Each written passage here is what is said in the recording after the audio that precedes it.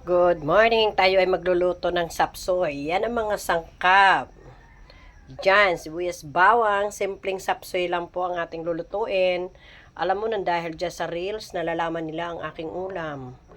Na ito lang ang aking inuulam. Nang dahil dyan sa reels, natuto ako magluto. Charot! Malunong naman talaga. Pero ngayon ko lang sabi nga imbes na hindi nalalaman ang ulam ay malalaman dahil dyan sa reels. 'Di ba? Sige, abangan nyo ang pagkaluto ko nitong aking mantika. Syempre, pag naglagay ng mantika, ang isusunod dyan ay sibuyas bawang.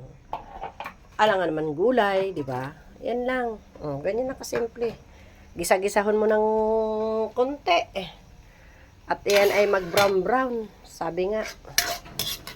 Konting napadami yata ang ating mantika. Baka naman magtainan nito ang kakain.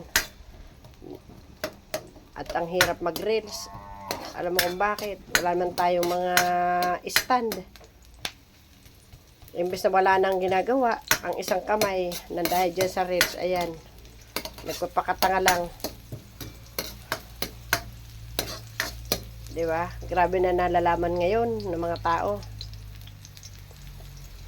Grabe ang pauso ngayon ni Mita. Kaya nagkakaburuang na. Nagkakaburuang na ng mga ina. Sa kare-reels kung ano ay nuluto, i-reels.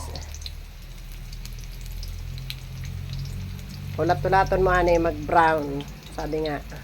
Hintayin mo mag-brown. Mag-brown-brown ang sibuyas bawang. Sinunod ko na ini na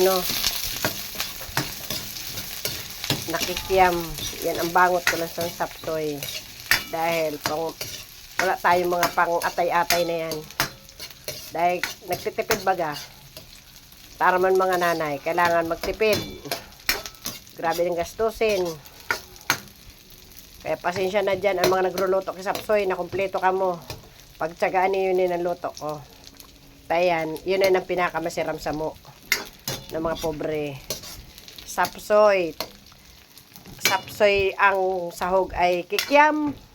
Ayos na sana. Diri na naghahanap ako ano pa. Ibaga na natin ang mga sayote baganan, ang patata o karot.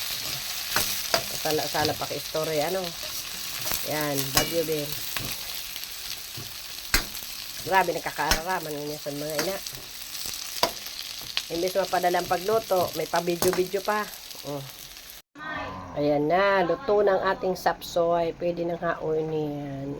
Okay. Luto ng ating sapsoy. Pasimpleng sapsoy lang po yan ang ating ginawa.